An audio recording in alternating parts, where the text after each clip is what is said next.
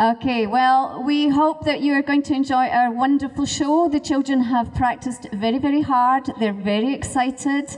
And we hope that you will have a lot of fun tonight. And don't forget to clap and cheer and laugh and enjoy 1001 Arabian Nights. 为了这场演出，我们的孩子们付出了很大的心血和努力，所以等一下，希望大家尽量的给我们的孩子掌声和鼓励，谢谢你们。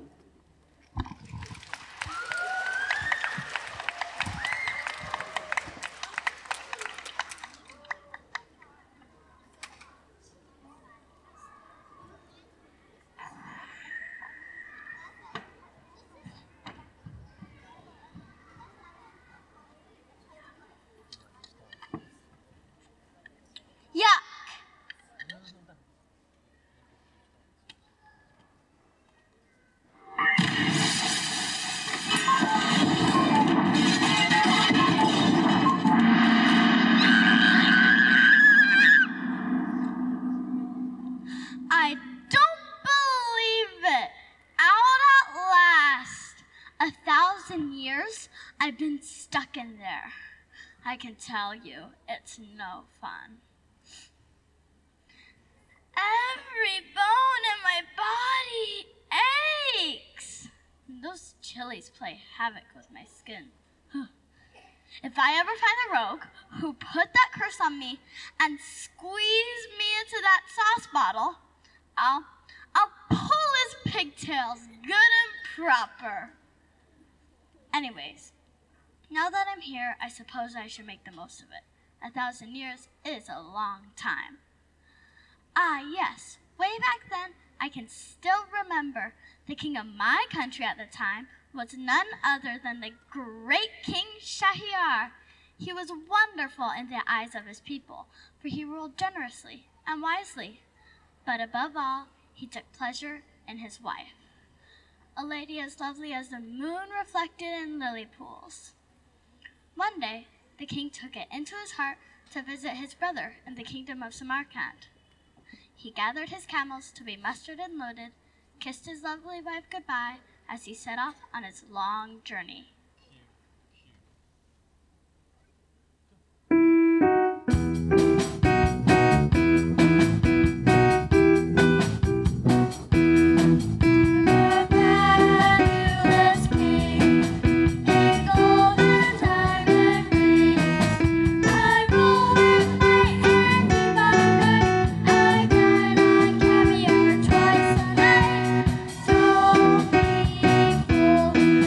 I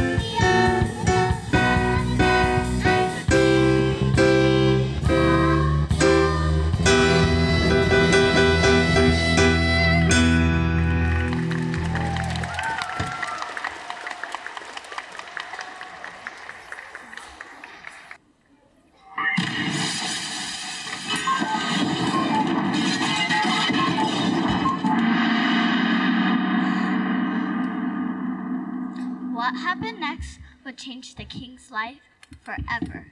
He discovered that he had forgotten a small gift of red sulfur he wished to give his brother. He rushed back to the chamber to get it.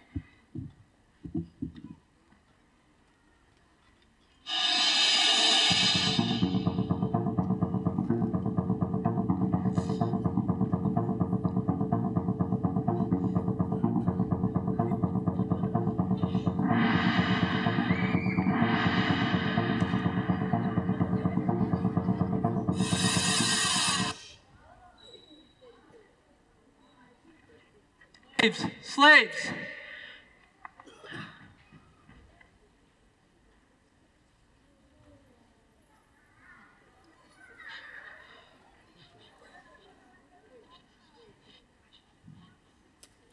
Sadness crept like a spy into the heart of young King Shahryar. It snuffed out his candles of joy and left him in utter darkness. Yes, let it not to be spoken twice, the valiant king of all Sasan was afraid. He trembled with loneliness as a black tide of night began to flap around his heart. For 40 days and 40 nights, the king did not leave his chamber. Wazir! Wazir! Where is my Wazir? The king's wazir, his sole advisor, rushed to the chamber. You called, Your Highness. I shall not spend another night alone. Oh, you wish to marry again, most courteous, mighty king. All Sasan will be delighted by the news. How am I to marry again if no woman will love me for more than a day? No one could love the magnificence of your lordship for less than 1,000 years. I know my heart is broken and no one could ever repair it. But if someone were to dispute it, I'll have it fed to the palace dogs. Oh. No woman is worthy for your love, good sir. It is obvious what must be done. Fetch me a pretty girl at once and I'll marry her this morning. I will, sir. And invite the executioner to the wedding. Furnish a room for him inside the palace.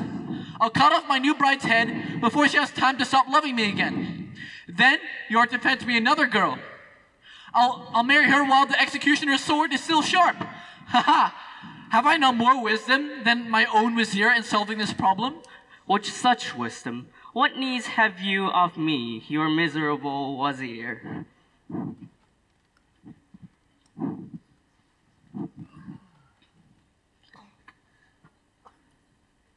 And for 3 years, the golden ruler of all Sasan married every day 1,000 brides, 1,000 executions.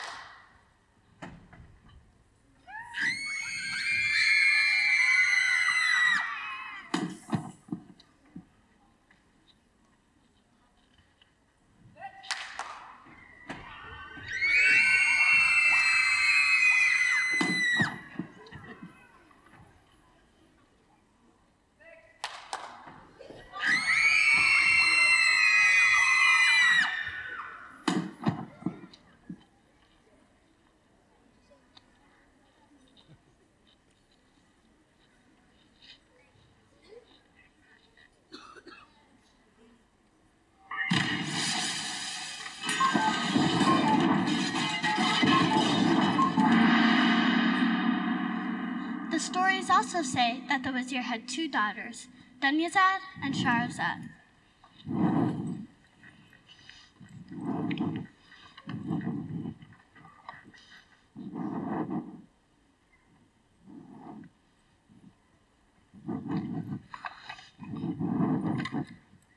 One day, the wazir took his beard in both hands and wept salt tears. Dearest father, why are you crying? Whatever is the matter? Is the dear king ill? Nothing else can make you more unhappy. The king has taken the notion into his heart that no woman can ever truly love him. I cannot convince him that there's many good women among his brides. He has had every new wife's head cut off so she cannot fall in love with anyone else. And it is my duty to find another and another. Poor father. Now the city is empty of young women. If I couldn't find another one, he'll surely put me to death. Then marry me to the king. Oh, Shahryar, you're the oasis in the desert of my dry old soul. Please, don't put yourself into the king's hand. Father, do not speak without respect for our king. Let me marry him, I beg of you. If you insist, good daughter, I'll go tell the king. Please, dear sister, reconsider. Think about this a bit longer. Do not sacrifice yourself like this. Enough, Dunyazad. Tomorrow morning, come to the king's chamber and tell me this. All right, good sister. I'll come and do as you say.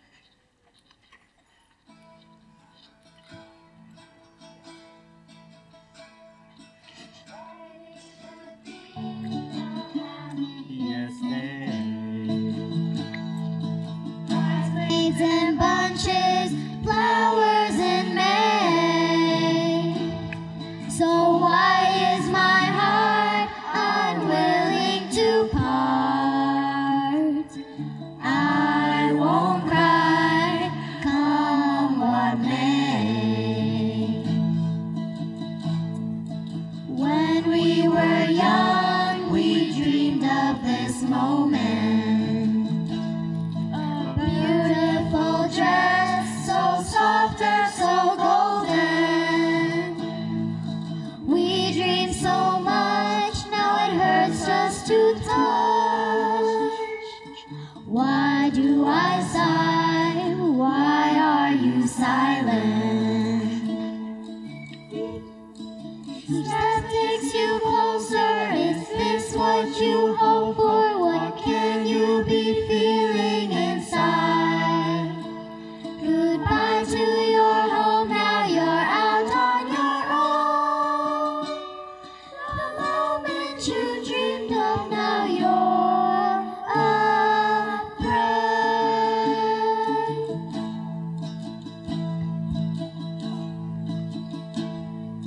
Why did you choose this terrible journey? I'd take your place if only you'd let me. Why must you grieve? Why do I grieve? A crown, a rose, and you're ready. Nothing can stop you, you're always determined. You see good fortune where others see burdens. When you're given plan, I don't understand. You won't give up, of that I'm certain. You said takes you closer, is this what you hope for? What can you be feeling inside? Goodbye to your home, now you're out on your own. The moment you dreamed of, now you're afraid.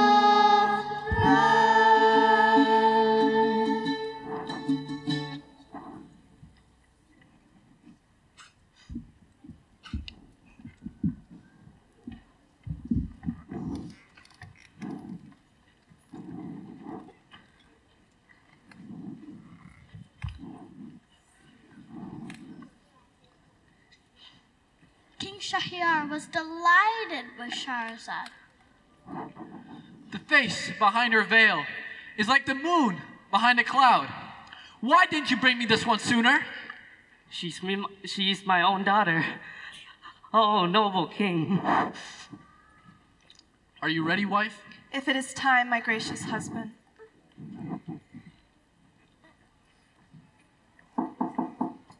My little sister Dunyazad is knocking. Please, let me say goodbye to her before you take what joy you have of cutting off my little head. All right, but make it quick. I haven't got all day. Dear sister, how we shall miss you, father and I.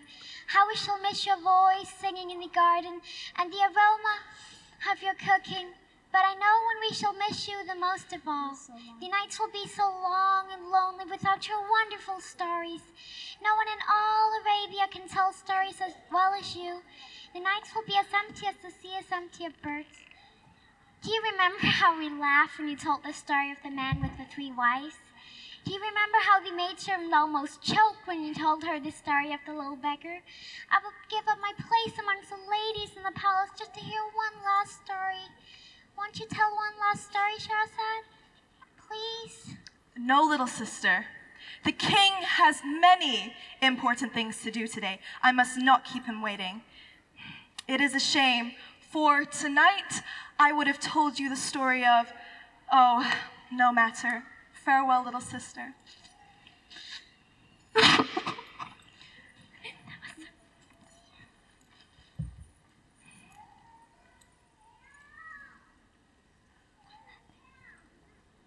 I can see the executioner is waiting. Just one thing before you go. What story were you going to tell your sister? Why, the story of the everlasting shoes, of course. A funnier tale you must have never heard of, I'm sure. Oh, do excuse me. This must be quite some story. I have it in my heart to hear it. However, I have businesses to attend to. You shall tell it to me tonight. But the executioner... Executioner, come back tomorrow at the same time.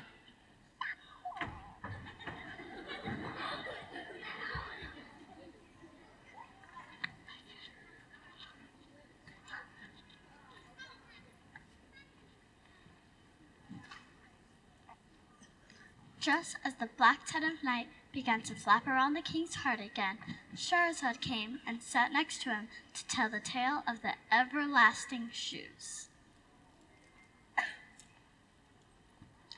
Our story begins in Baghdad, though who can tell if it is true?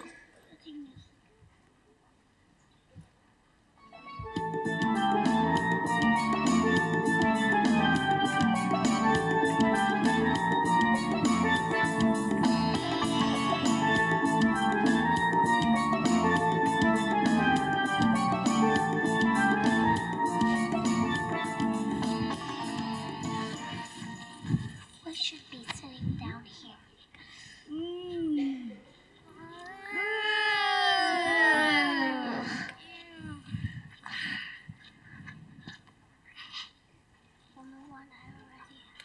Try my juicy fig, good sir. Indeed, they look plump and tasty, as one should expect in a city as splendid as yours.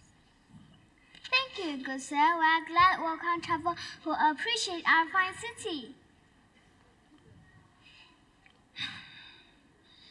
But tell me, good sir, how is it that in a city as fine as wealthy as this, I see a man dressed as that one who not a moment ago started from the sun in such a dreadful shoes?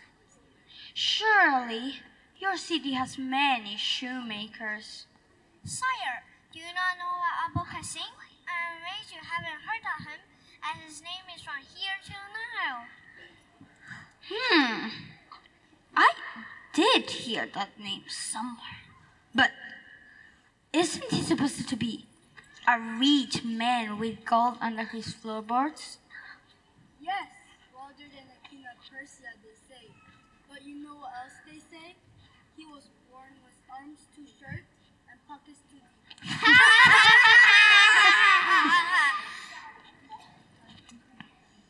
And those shoes... You know Abu Qasim is so mean that he won't buy a new pair of shoes. Those shoes have been patched up more times than I have passed wind. And they're so thick as a raccoon or skunk. And it says his wife might use him to dust the cobweb on the ceiling. Ha! As if it will do anything to help her or anyone. Those shoes make me think of two armadillos dancing down the street before. Anyone could ask for as much as the time of day. You know what else people won't say, don't you? His mother-in-law's cake are as heavy as Abu Qasim's cloth. But your wife's soap is as thick as Abu Qasim's left shoes. And just almost smell as bad.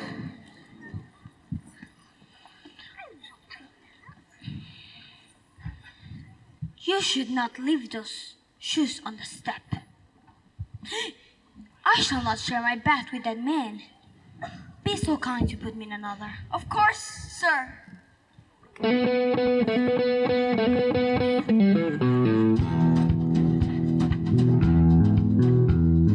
sun beats down on an ordinary place way out west. The houses were shacks and the horses were not the best.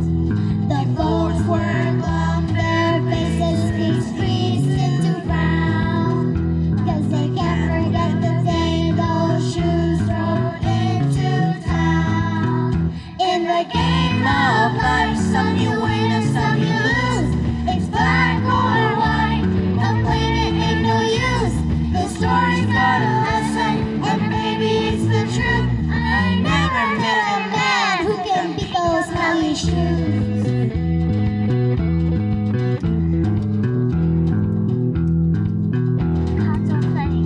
Some folks were playing cards in a wired herb saloon. When a pungent aroma began to permeate that room, the little blue looked at the cards that he'd been dealt, but his poker face was blown by the awful stench he smelled. In the game of life, some you win and some you lose. It's black or white, complaining ain't no use. The story's got a lesson, and maybe it's the truth. I never met a man who can beat those smelly shoes. The sea desert town, there could be only one thing to do. Little Billy said to those shoes, meet me at high noon. But then said pain and mischief everywhere they go. Some folks say that shoes unsold their soul. In the game of life, some you win and some you lose. It's black or white, complaining ain't no use.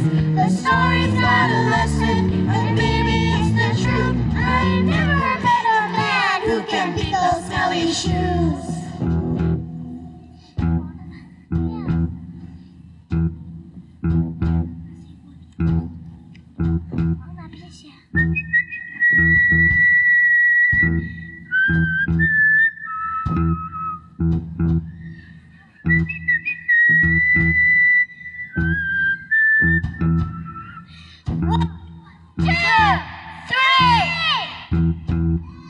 Sun beats down, but little Billy smiled no more. He messed with the best and ended up cold on the floor.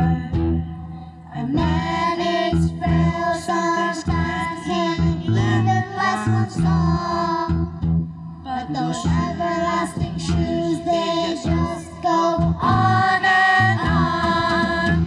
In the game of life, some you win and some you lose. It's black or white, complaining ain't no use. The story's got a lesson, and maybe it's the truth. I never met a man who can beat those smelly shoes.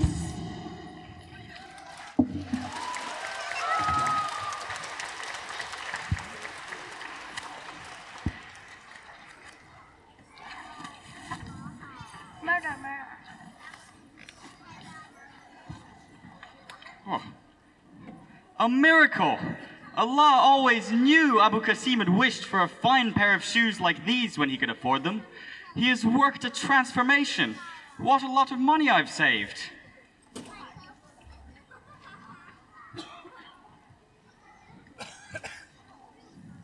are my slippers. Now I know how that Abu Qasim made his money stealing other people's property. Attendants, let's find that thief. Ouch.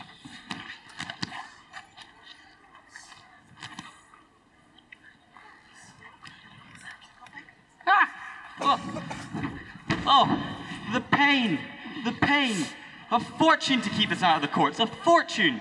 This is all your fault, you stupid shoes. Murder! Help! What happened? My poor old mother murdered! We were just passing the wall, and suddenly, from nowhere, rocks are flung at her. And look at her! Crushed like a biscuit. Who would do such a thing to a poor old woman? Not a rock, Mother. Look, shoes. Yeah! And we all know whose shoes these are. Can I? Abu Qasim. Oh, the pain. 20,000 dinars. This is all your fault, you stupid shoes. Sorry, excuse me. I know what I'll do with you, once and for all. So what gonna that be, Abu Qasim? The river. It will be months before I wave dear our children to fish again.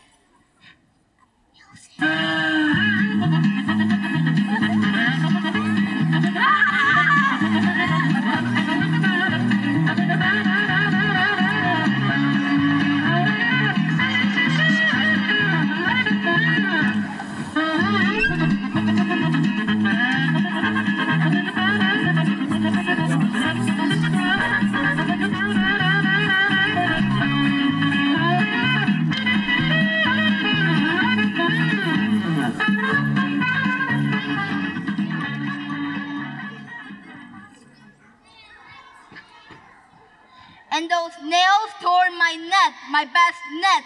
How can I make living with this? 10,000 cards on you, you miserable dog. I will cut you open like a squid, and I will make fish pate of you. But...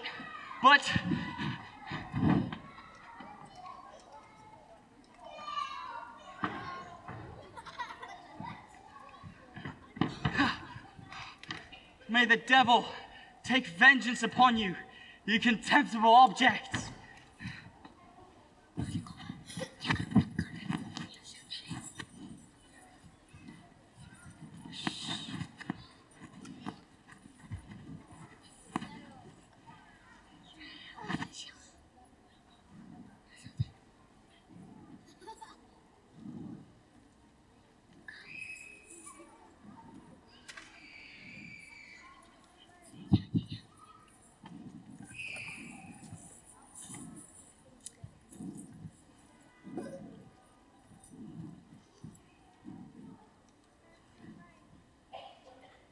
Serve him right.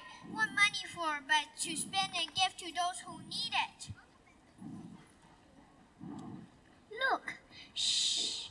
What he is up to now? The sly dog. So that's where he keeps gold. He ran out of the floorboard, and so he must be like a bone in the ground. You'll get your spade and I'll get mine.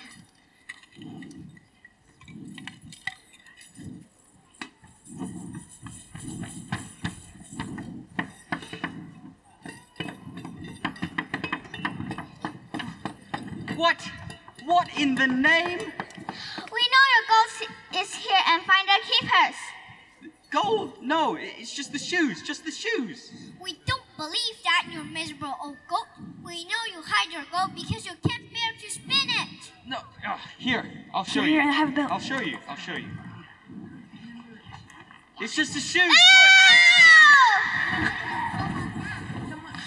I'm not going anywhere. I will leave with gold. A gold coin and I'll go to bed. Fine. Okay.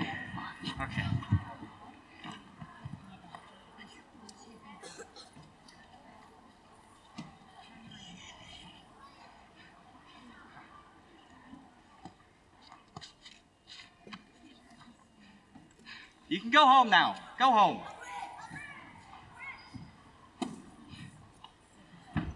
I have to be rid of these evil objects. They are sucking my purse dry. They are a danger to my happiness, and they are a danger to my life.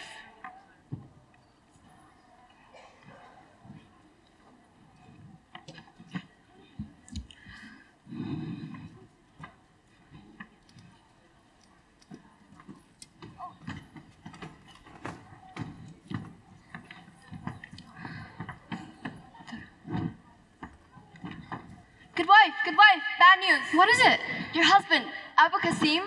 I was at the courthouse collecting laundry when I saw, oh, poor wife, poor friend, more woes. Is it not enough for you to be married to the most miserly, to suffer, oh, the indignity? What is it? Speak, woman. He was arrested, imprisoned. They say at best he will never be released. At worst. Oh, that's a terrible fate. But tell me, what is it exactly, this thing that he's done? Well, it seems he threw those hideous shoes of his into the canal. You know, the one that feeds the mills, and you know the miller? The big man, built like an ox, arms the size of the trunk of a willow? That is like... Yes, that one. Temper like 1,000 hornets. Well, those shoes of his, thick as a rhinoceros skull, got caught in the mill wheel and sheared up the gears. Oh no. Come help me. It'll be a big bribe to satisfy the miller, the prison, and the court. It seems Abu Qasim must say a sad farewell to the last of his gold. We'll go free him. But first, surely there's time for some refreshments. He will, after all, not be going anywhere yet, and it's a joy to have a moment in this house without the stink of those shoes.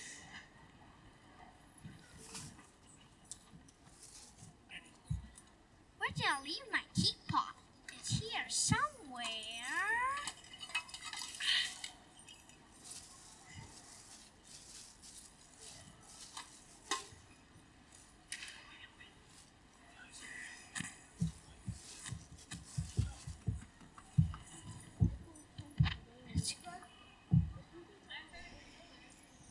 I hear the mayor pick up Abu Qasim like a stack of grain and throw him in the Nile pond.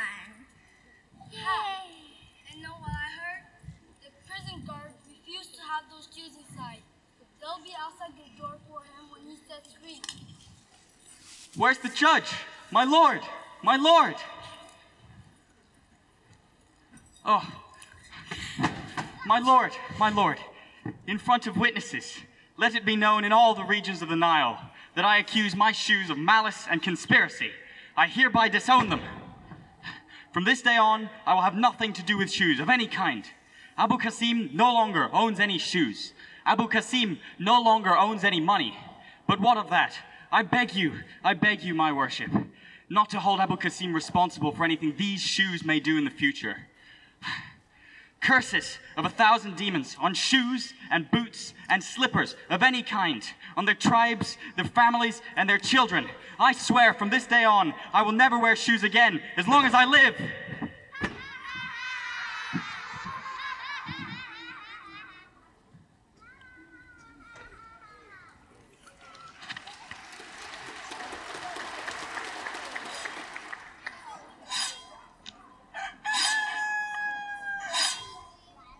My lord, Aren't you afraid of death? I know that death is ugly and threatening, but so too was the bandit chief in the tale of Ali Baba. Not enough to scare Marjana, the servant girl. What is this story of female bravery? You mean you have not heard the tale of her loyalty and courage? Stop! Come back here! I do not like stories around this kingdom without me knowing them. Tell me the story of Ali Baba at once. To hear you is to obey you.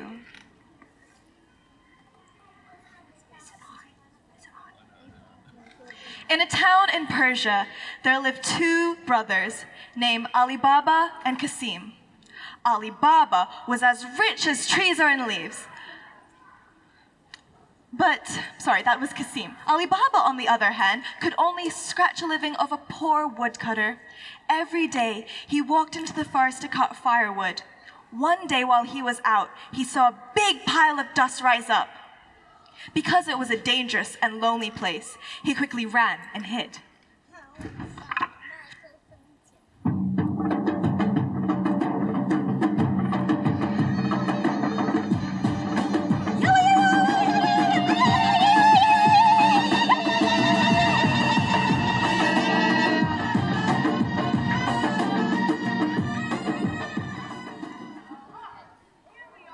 Secret loot handed down to me through the generations of my great family of bandits.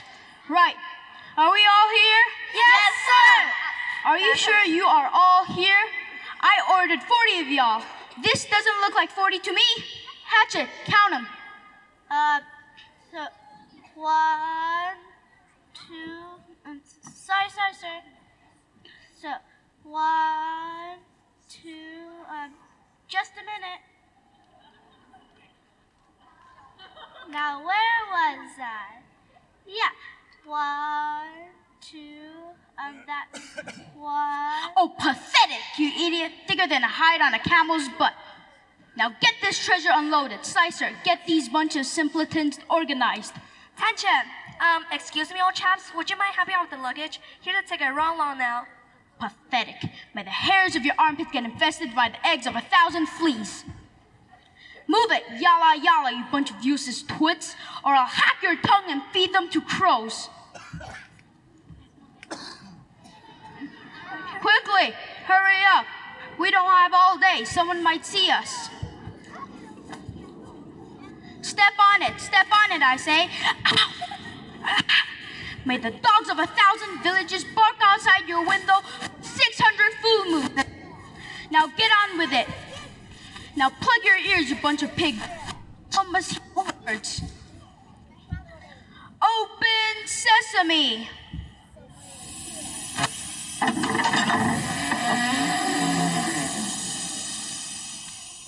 Get the loot in quickly, on the double.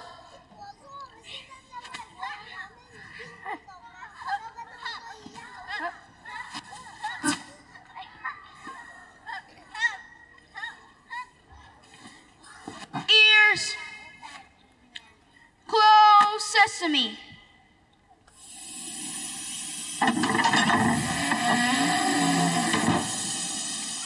Now scrap the lot of you.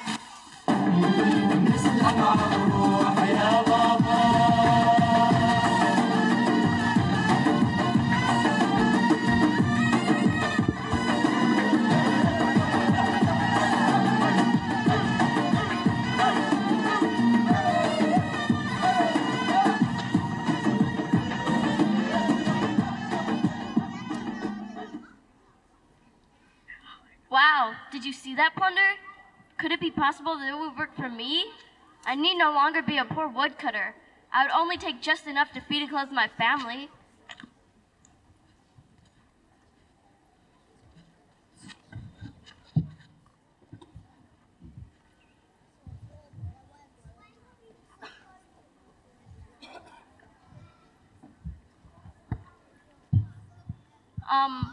Open sesame, please.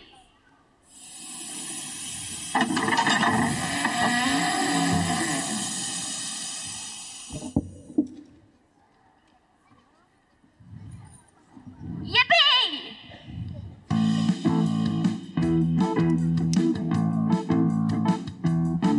I'm rich, I'm opulent, jewels and diamonds galore. I'm rich, I'm opulent, enough to cover the floor. I chopped my final piece of wood, I left that boring life for good. I always knew and learned I could, 'cause I really should. If I struggled, I would be rich.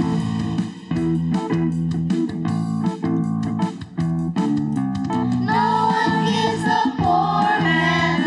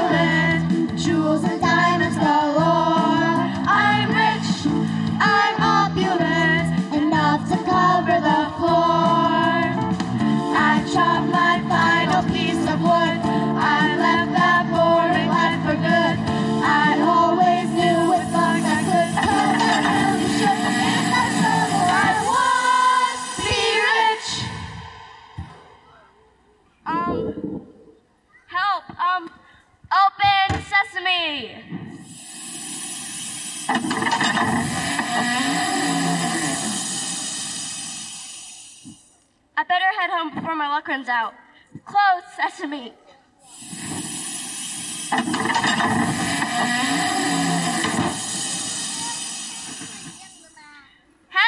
Hannah, quick wife, help me. What on all earth is it, good husband? Where's the firewood? Are you sick? What is the matter? You will not believe the good fortune that has smiled upon us. Look. Oh goodness, has the price of firewood gone up so much? Let me see. Real, I feel faint. No time for fainting, good wife. Just help me store it safely. Come on, quick. Just a minute, Alibaba. Did you steal this? Now tell me now, or I'll thrash you with my bare hands.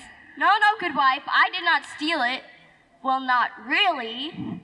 But I cannot tell you where I came by it. All I can say is there's a lot more where this came from. But you must promise not to tell a soul about this. Promise. I cross my heart and hope to die, sticking it in your eye. I'll not breathe a word to anyone, but we must count it before we store it. There is too much gold to ever count. We must count it somehow. We cannot bear to be rich without... we must know how much more than nothing we own. It is enough to keep us in bread all our lives, and to pay for a servant girl to help you in the home. Be content knowing that, woman. I cannot bear to be rich without knowing how much I have. I'll borrow a measuring jug for Kasim's wife. If you must, but she has the curiosity of a weasel in a sewer pipe. She will want to know why you need the jug. Not a word. Not a word. Raya! Good evening, Hannah. What brings you to the wife of your poor husband's brother? In need of some grain to thicken your soup? Or is it to fill your poor, hard-working Ali's stomach? Or is it the leftover scraps you need from the supper of our 8 camels, perhaps? No, it's the loan of measuring jug I ask, the most wise and wealthy in sister-in-law. What would a poor peasant, such as yourself, need a measuring jug for when you have nothing to measure? Oh, I'm trying a new soup recipe that calls just right amount of water. That is all. Well, I do have an old, cheap jug someone gave us as a wedding gift. In fact, was it not you and your poor husband who gave it to us? You may borrow it, but don't forget to return it. I might use it to measure the donkey's grain one day. Wait here while I fetch it.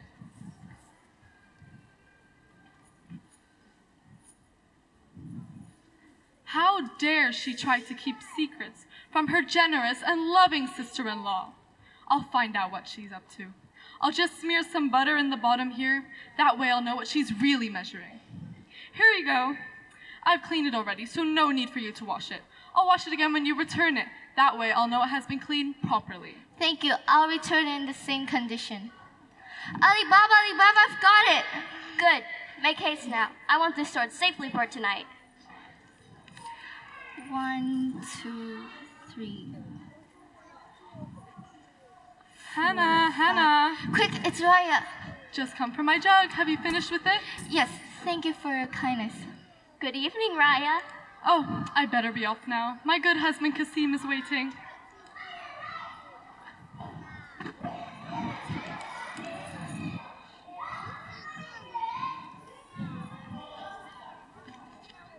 I knew it! That greedy pair of beggars have come into wealth and don't wish to share it with us. After all we have done for them, how many times have we helped them when they were in need? Thousands of times, good husband. How could they exclude us from their good fortune? Kasim, you must find out where a poor woodcutter like Ali Baba has come by such gold.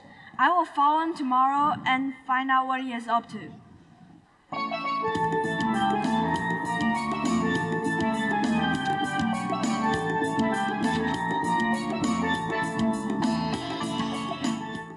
The next day, Ali Baba returned to the cave with his Weasley brother following in the shadows of the trees.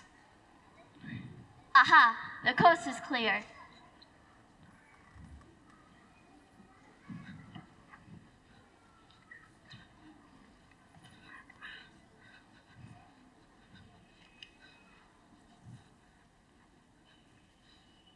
Open sesame!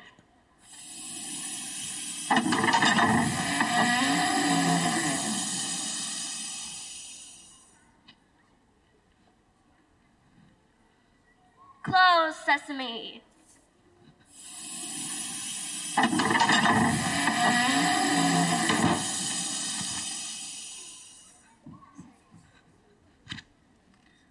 a stroke of luck did that sniveling little brother of mine really think that he can keep a secret from me? I curse him hell and back. I shall clear the store, and he shall have no more for it. Greedy little gnat on a cockroach knee. Open sesame!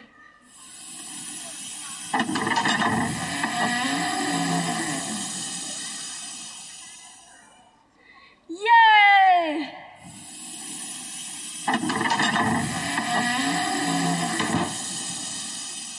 Confounded door. Open wheat. I said open wheat. No, open barley. Curses. I know it's a cereal or something. I know. It's a cereal. Cornflakes, Wheat Bix, Cocoa Pops.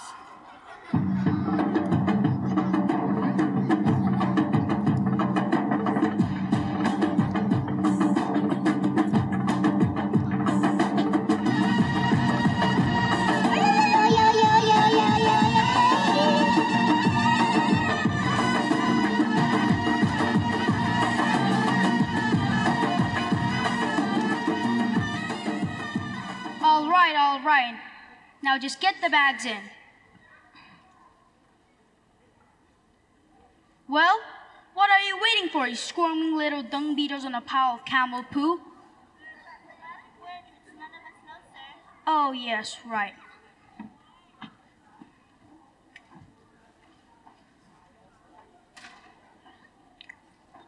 Ears.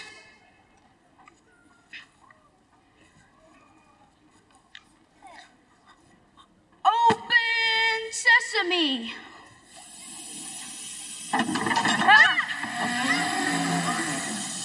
What in all crocodile swamps of Nile is this? Who is this asp on a pile of rotten falafels? No, please, kind sir. I can't stand pain. It hurts.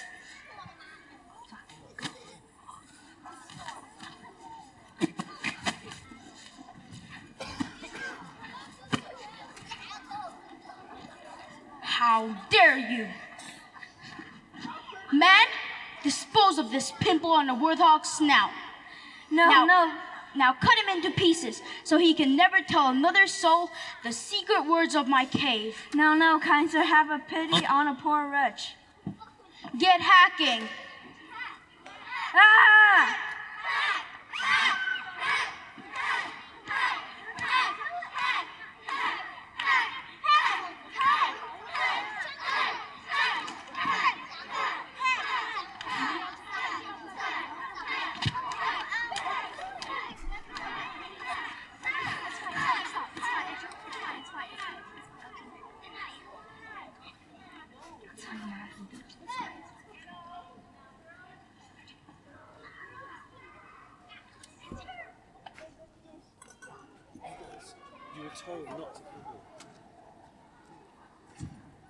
Oh, how happy my wife is.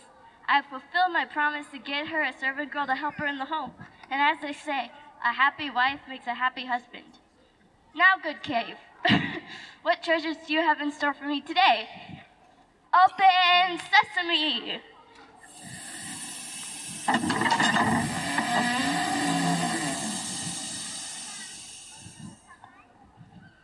Close sesame. Oh, wait. Close sesame.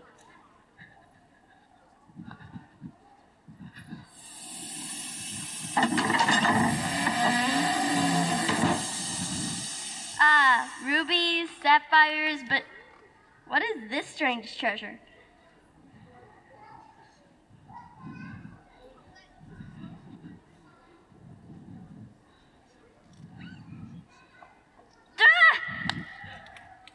Oh my goodness! What on all this good earth? Chasm! What will Raya say when I return her husband in pieces like this? I must make haste, lest the broad sheep find me here. Hannah, come quick, wife, help me. What wonders have you brought for me today? Oh, Janice, oh, Kasim, oh dear goodness, what happened? Oh, how could he meet with such an unpleasant end? Oh, I feel faint. Marjana, come quick, help! What is it, Master? What's happened? Our most terrible deed has been done by a band of orgasm. Where lies he, master? Oh, nasty! Alibaba, what is it to be done? We cannot bury him in pieces like this. I have a plan. But I will need your help, Marjana. You've been kind to me. Ask anything. I need you to find a tailor to sew his pieces back together. But no one must know of this, lest the robber chief take pleasure in cutting me into pieces, or devising an even worse fate. I will take care of everything. No one will ever know.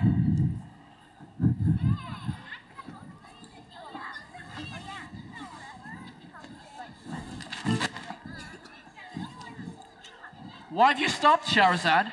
I hope this is not the end of the story, for I hate it when villains are left unpunished. It's not the end, but I fear as if I have left too little time to finish my story before morning comes. But I know better than to ask you to spare my life for another day. You have some wisdom of your father. I would not grant you your life if you asked for it. However, your head can be spared until the wonderful story of Ali Baba is finished. See that you complete it tonight. To hear you is to obey you.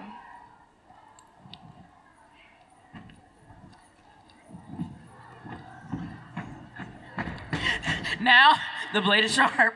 No, not yet. I still have to find out what happens to Ali Baba. Get out. And as for you lot, you may go now, but be back in 15 minutes or I will cut your heads off, every single one of you.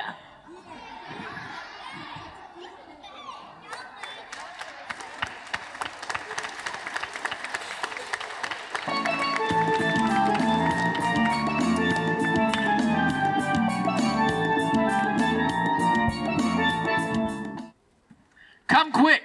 Hurry up, you're late. I shall not wait any longer to find the end of the story of Ali Baba. My most humble apologies, my king. Marjana, the servant girl, was true to her word. She found a poor old tailor and led him blindfolded to the house of Ali Baba. He sewed all through the night by the light of a dim candle.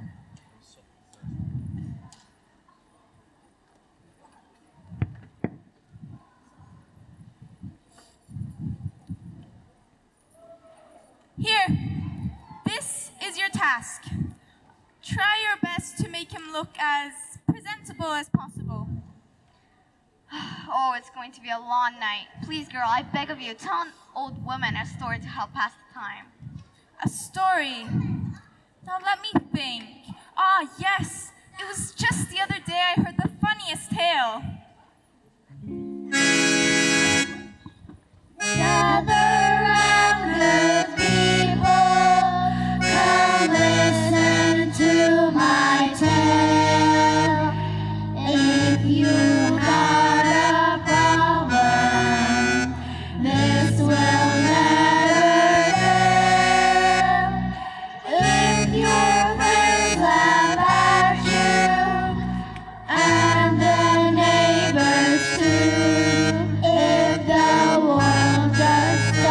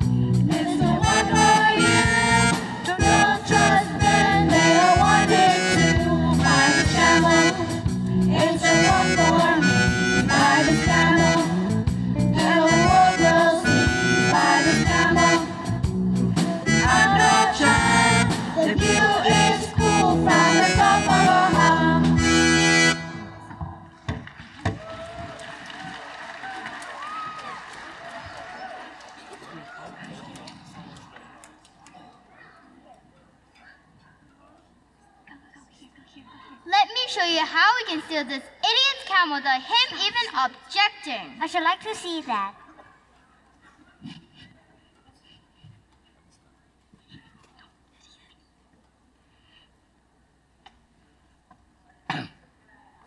Not far now. Gee up, old camel. Very well. I'm thirsty. I hope it isn't far till the next town. Why are you staring at me like that? You've changed into a man! Ah, you've noticed. You certainly don't miss much, my friend. Now let me tell you my sad story. My wife's brother was a magician, and it always seemed to me that she cared about more of him than she ever did of me. For her cooking was a cause of much annoyance and indigestion, for it was always bad, as she often burnt my dinner. I should insult her cooking. If you insult your wife, my sister's cooking once more, I shall turn you into a camel for other men to insult, my brother-in-law said. I was tempted to insult her again, and my brother was tempted to turn me into a camel. Ned has seen as the spell has worn off, and I've been restored to my proper shape. It's a miracle. Unbelievable! Amazing! Please don't feel you have to wear my bridle. I should not have any man wear a bridle of mine. I'm sure you're very sorry for insulting your wife. How happy she'll be to see you back in your true shape again. I'm sincerely sorry for any discomfort or ill treatment you've had when you were my camel. 1,000 pardons. It is of no consequence. I hereby vow never to insult my wife again.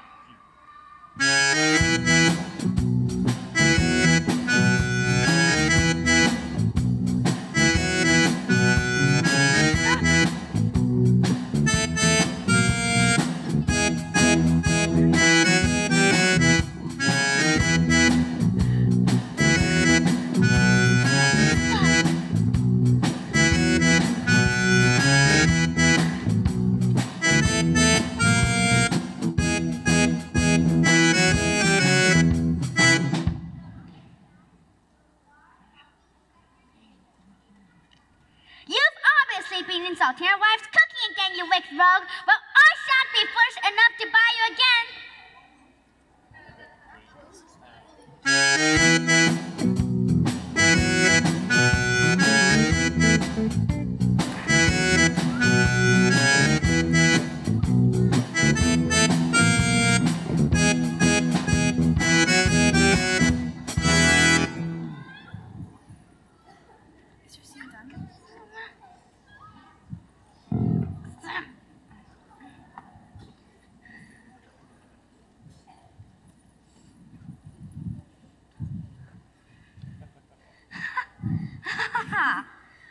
Such a funny tale, such a fool.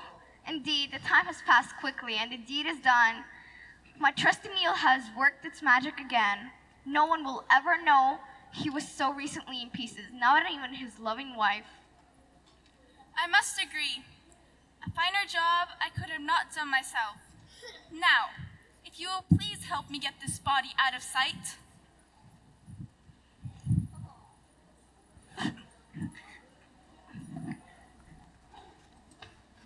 What in the name of all evil that's taken the dog's earlobe has gone? Some rat from the dungeons of hell has been here and taken him. Sir, he's not here. Someone must have taken him. Yes, you fool. I can see that. A blind man with no care, though, can see that, you dim-witted sparrow. And that means someone else knows about my cave. When I find that thieving snake, I'll skin him alive. Now move it. Yalla, yalla.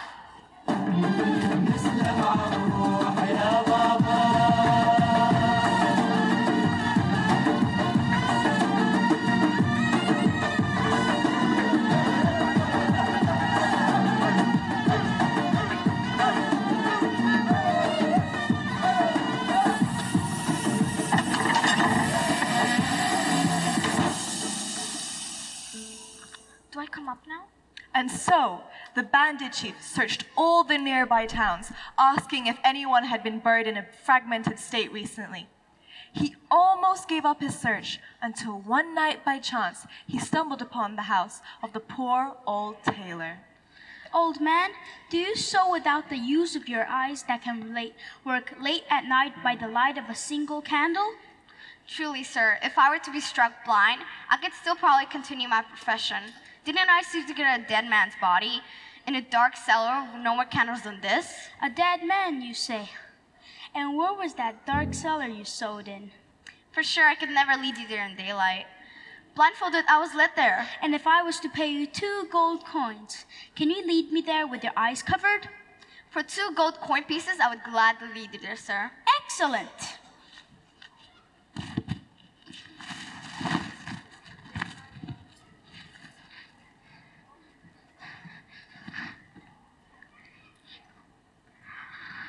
I'm sure it's not much farther. Left. No, right. No, maybe over this way. Hurry up, you old fool. Make your mind up, will you? Keep a cool heart, sir. I'm sure this is it. I'll mark the door with chalk and return tomorrow in a more civilized hour. Sir, now, if you would kindly go over the bargain we struck and hand me 2 gold coin pieces. Sir? Sir, where are you?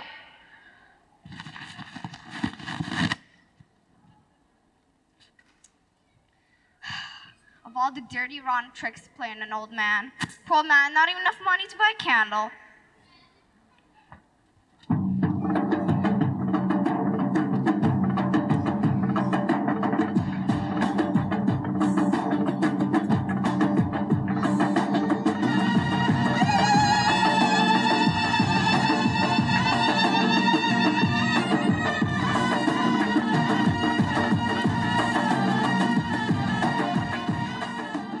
Now here's the plan, so listen good, you pea-brained fools. You'll get in the bags and I'll pretend it's full of salt. In the morning, I'll give you a signal and you'll attack the host and everyone in the house. Is that clear? Yes, sir! Now shut up, you idiots, and get in the bags and don't mess this up. Or I'll kill each one of you and have the bunch mince you one and all. Then I'll feed you to desert dogs.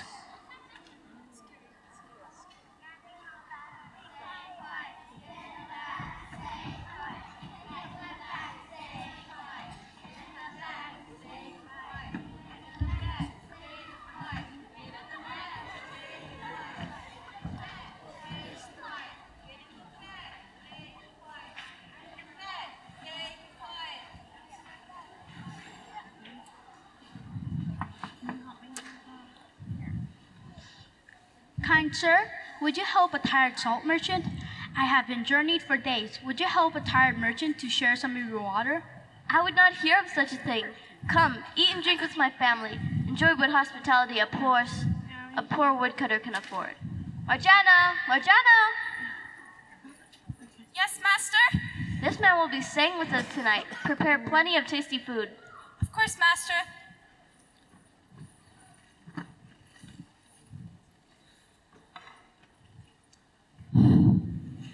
My word.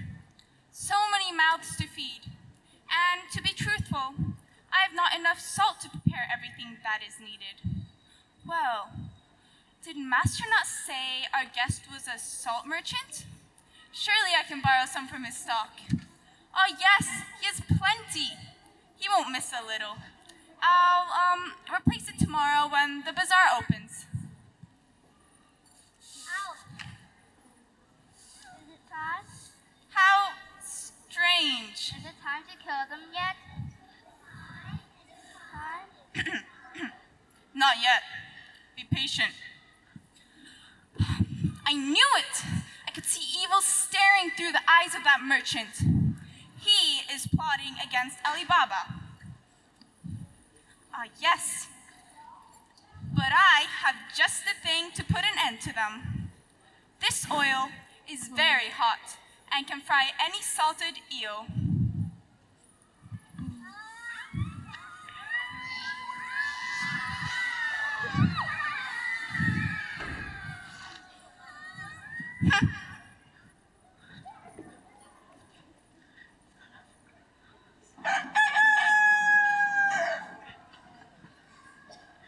Wake up. It's time. I said it's time, you baboon-brained cabbages on a compost heap. I said it's time. What? So someone in this house thinks that he can outwit me. Never. I'll have my revenge on Ali Baba, the woodcutter. I'll use the sharpness of his own sword to cut his pumpkin head off his very shoulders. I swear I'll be back.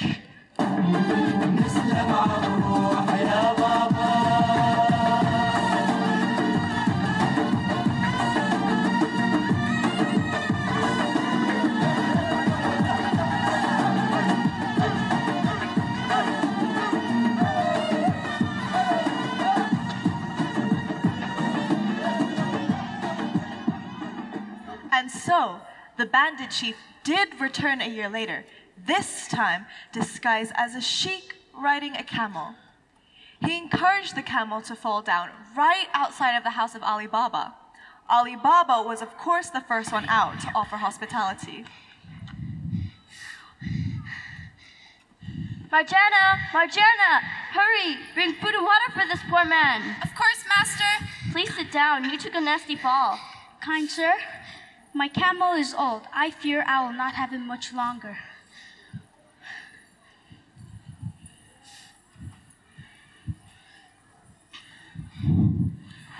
This is the finest food I have ever tasted. Aha, and you, girl, come here, girl. I have a mind to have an eyeful of your beauty. Perhaps, good sir, you would like me to dance for you. Most splendid suggestion. I'm sure your moves will match your beauty.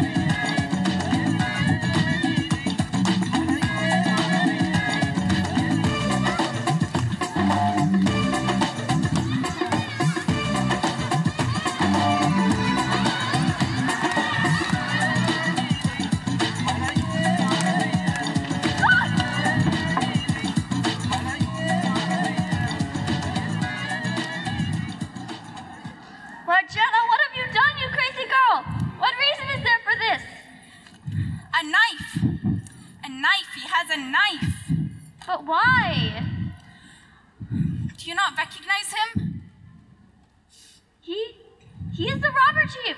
Marjana, you saved my life!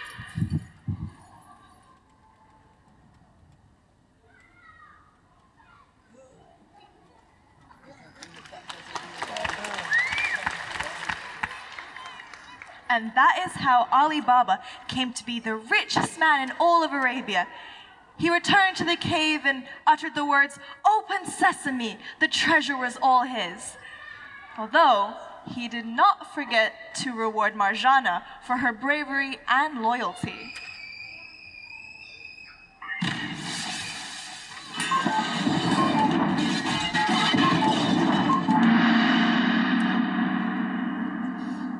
And so it was that Shahrazad, 1001st wife of King Shahryar, escaped her own death by delighting the king with stories.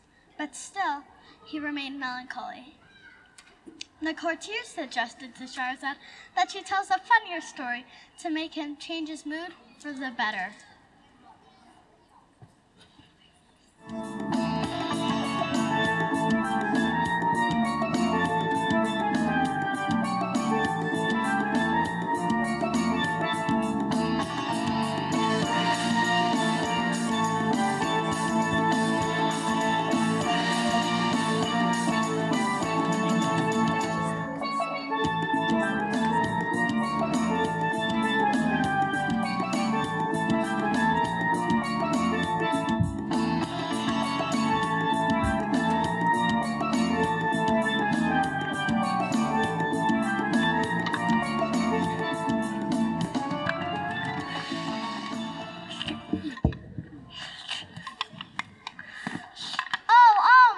Beggar friend, you're too funny.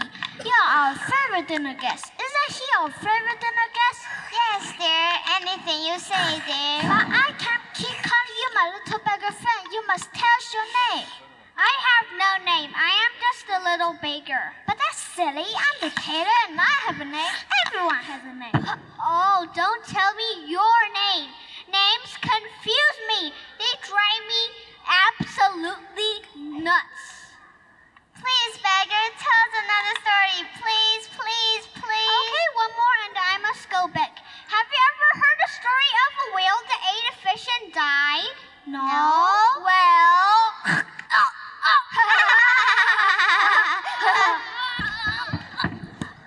Oh no, she's dead. We have choked our guest to death. No one will ever eat my food again. Is that important? Yes, to me and those who will get close made by you now. We must keep it a secret. Besides husbands, the man may have relatives. Who will ask for this blood price for his murder? Good point. Come on, help me carry him. Let's take him to the doctor. The doctor? But the man's already dead. We can put him at the door. People will think he died there. People die at the doctor all the time. He's not a very good doctor.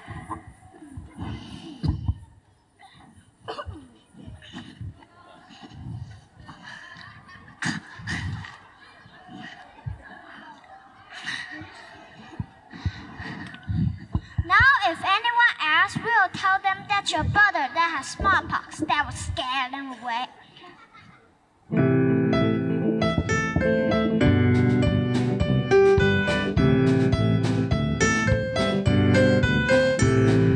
What shall we do with a little beggar? What shall we do with a little beggar? What shall we do with a little beggar? Early in the morning, choked on a bone, now he's on water. Folks will say we have no honor. Coming at the doctors and do a runner. Early in the morning, ooh ah, he's so heavy. Ooh ah, he's so heavy. Ooh ah, he's so heavy. Watch out, someone's coming.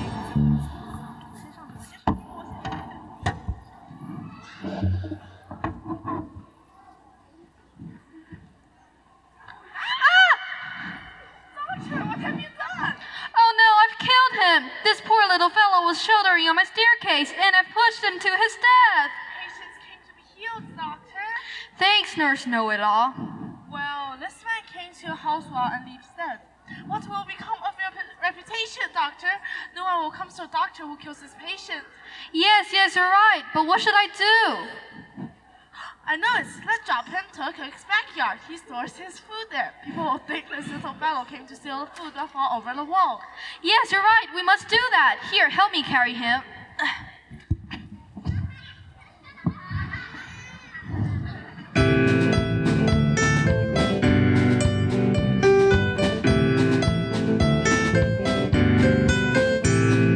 What shall we do with a little beggar? What shall we do with a little beggar? What shall we do with a little beggar? Early in the morning, a doctor's rules are never small. This guy doesn't look well at all. Got big foot and an overall. Early in the morning, ooh ah, he's so heavy. Ooh ah, he's so heavy. Ooh ah, he's so heavy. Watch out, someone's coming.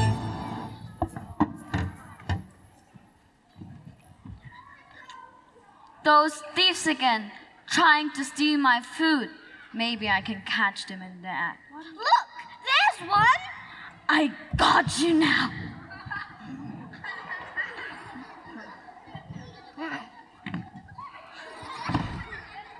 What have you done? You killed him. I didn't mean to. I didn't know my own strength. It's the little beggar. Oh no, I have killed the little beggar with a handful of food when I have willingly given him. What if the police think you murdered him on purpose? They'll hang you. Oh my miserable little beggar, why did you steal the food? Let's do something before the police finds out. I know, bring him into the alley.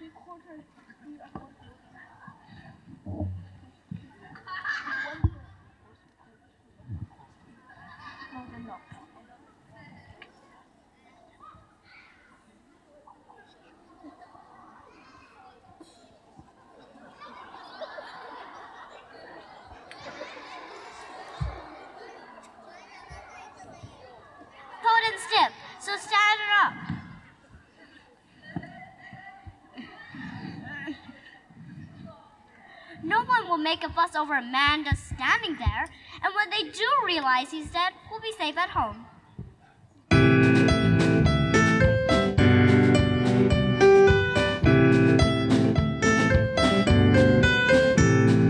What shall we do with the little beggar? What shall we do with the little beggar? What shall we do with the little beggar? Early in the morning, it was an accident. He was leaving. Doesn't matter now, but now he's leaving. Together in the water, leaving early in the morning.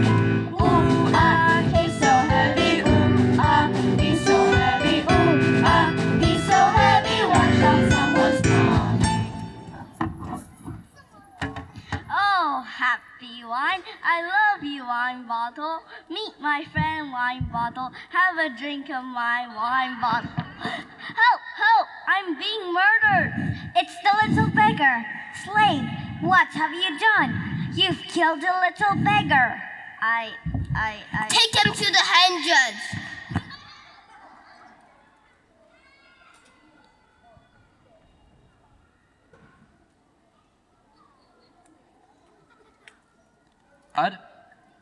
I thought you said this was a funny story. This isn't funny at all. A poor little beggar killed and then hauled around the streets to receive further abuse. Be patient, my king. The story will soon unfold. This better be good. Here comes the judge.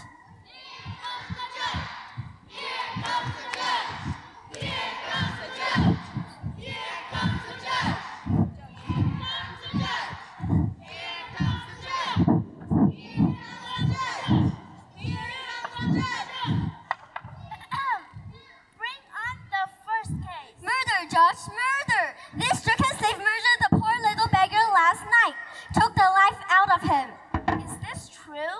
I think so. I can't remember, Judge. Last night I was drunk, but I promised not to touch a drop of alcohol. No, sir. No drinking for me. You're right, slave. No more drinking for you. Then I've heard enough. Hang him! Hang him! Hang him! Hang him! Hang him! Stop! Stop! This cannot be. This ghost of this miserable slave will sour all my cooking and flatten all my cakes, and I will never sleep a peaceful night again. I have killed the little beggar when I saw him stealing food from my yard. You have killed the little beggar for such a little crime. Then I've heard enough. Hang him! Stop! Stop! This cannot be! The ghost of this miserable cook will make my hands tremble too much to practice medicine. I've killed the little beggar for kicking him down the staircase. It was a terrible accident. I put his dead body in the cook's yard, hoping no one would know my crime. Then I've heard enough. Hang him!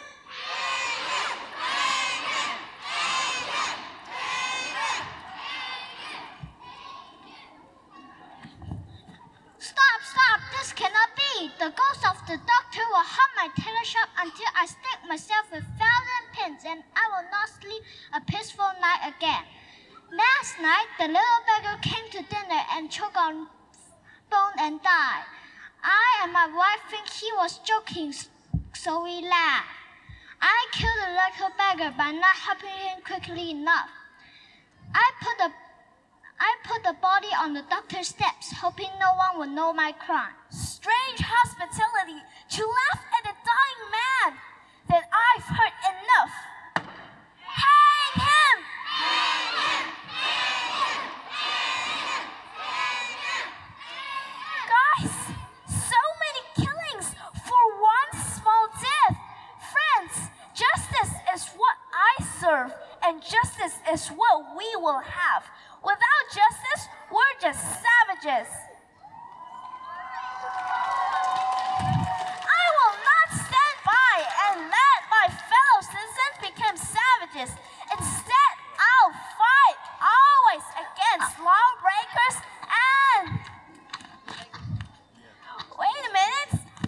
Are you alive or are you a ghost? I am alive, but I feel like I've been grown down the wall.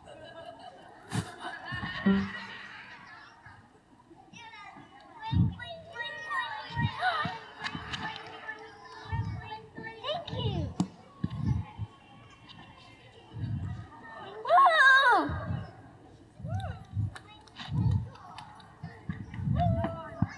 I'm rich! I'm rich!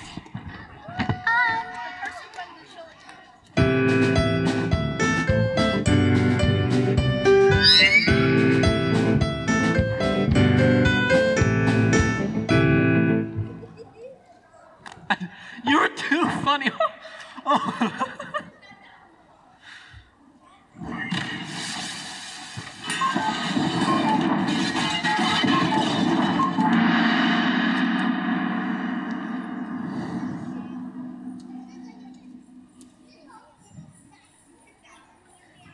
And so, the king reflected on all the stories Shahrazad had told. As he pondered over them, he suddenly felt a change of heart sweep through him as his melancholy lifted.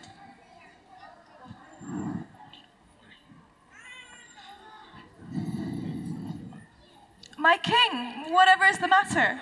Oh, Shahrazad, could you ever forgive me? I've indeed been a foolish man. I've been holding on to the grief and the pain in my heart for my previous wife. You, Shahrazad, you have the beauty and wisdom of no woman I've ever known. My heart was like a caged animal, but your love beat against the bars until like the wings of a bird, and unlatched the door and it set my heart free again. Will you ever forgive me? Of course I forgive you. Jamina, what song?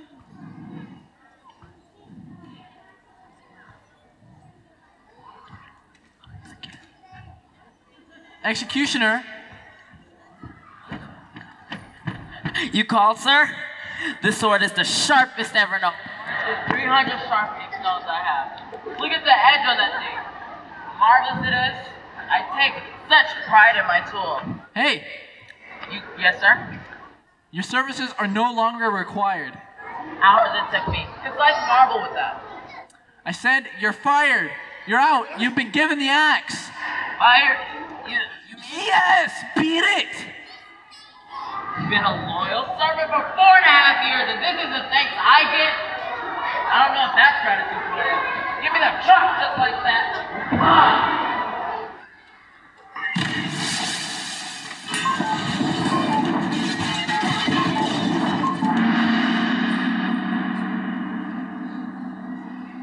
And so it came to be that the love of King Shahryar and his queen Shahrazad was sealed. The scribes were ordered to write down all the stories Shahrazad had told in the 1001 Nights since her marriage. They were written in berry ink on snowy papyrus. The cover was of rich Moroccan leather and weighed with silken pictures. History does not record what happened to the wonderful manuscript entitled 1001 Arabian Nights. Perhaps it was carried off by thieves or sold to merchants who carried it across weary landscapes and strange-colored seas. Let us hope that it fell into the hands of one who truly valued it for the scribe's craftsmanship and the words in between the rich covers that tell the love story of Shahrazad and King Shahryar of Sasan.